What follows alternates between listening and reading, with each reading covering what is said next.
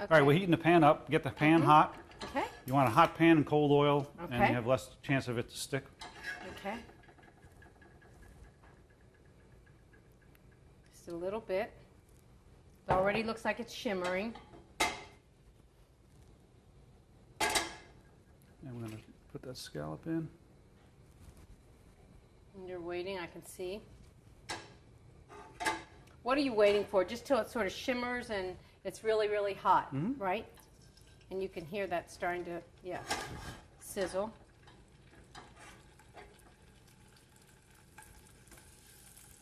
And I noticed that you put a little bit of olive oil when you underneath the scallop. And all I did is put salt and pepper on that. That's all that. That's all you need, basically, right? That's, so those are you want cooking. to taste the scallops. Okay. All right. And those are going to take what? A couple minutes? 2 minutes on each side is all you need. I Oh, like to wow. eat my scallops not well done. Okay. Talk about that. We don't need to worry about bacteria and such. If it's a good fresh product. When they come in these dry pack cans. Oh, Comes in gotcha. like a little canvas bag inside a can. And when they come in, I eat them raw. So. Oh, see, you're like me. We have a lot in common. Okay, so, and this is a nonstick pan, so you may not get the browning that you would in a stainless steel. So, but you're going to cook those a couple minutes. While those are cooking, I'm heating this pan up here. You're heating and that pan up. And we're going to, again, hot pan, cold oil. Okay. And we're going to cook these crab cakes up. Okay, that sounds great. And when you buy crab cakes from me, the best thing to do is right before you put them in the pan, get a glove on and press them so they hold together good. Oh, okay. And I notice you don't use a huge amount of oil. No. Just enough so that it doesn't stick.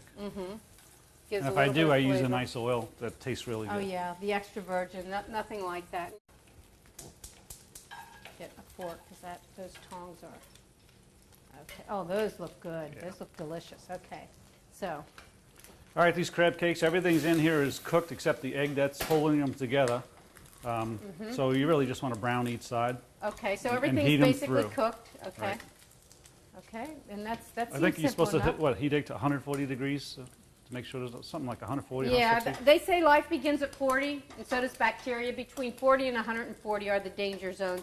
Anything cold, you want to keep 40 and below. Anything hot, 140 and above. There you So go. that's it. And by the way, when you think about eggs and salmonella, it's killed. If you hold something at 140 for 3 minutes, 3 to 4 minutes, it's killed anyway. And salmonella and bacteria is usually killed instantly at 160. So especially salmonella, so you don't need to worry too much. But again, you start off with the product. You know the vendor. I know where you got it from. Then I feel safe about eating it too. That looks good.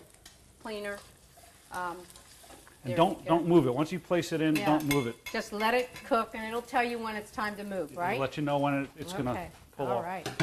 Okay. Are these crab cakes done? You think?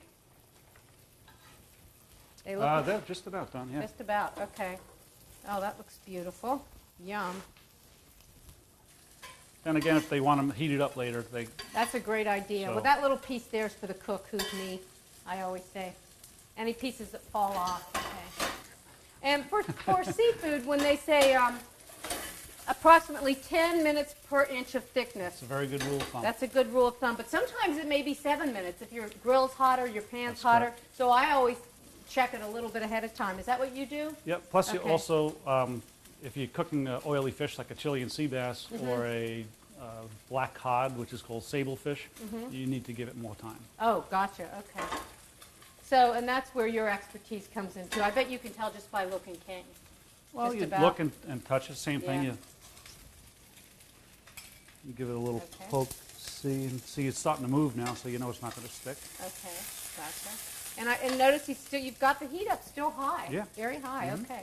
All right. Because what we're doing is we're getting the coloring, the presentation, and the real cooking is going to happen in the Right. oven. Okay. Gotcha. Okay. And see, that's Oh, perfectly look at that. done there. Beautiful. Wow. And it didn't fall apart on me when I No. was And you're brushing it with a little bit of olive oil. balsamic? Yeah, I'm trying not to get it down in the pan, but Okay, because that'll some's gonna, pop. But it's all right. some will get down there. That's all right. So a little balsamic vinegar on the top, on the part that you've browned already. Yeah.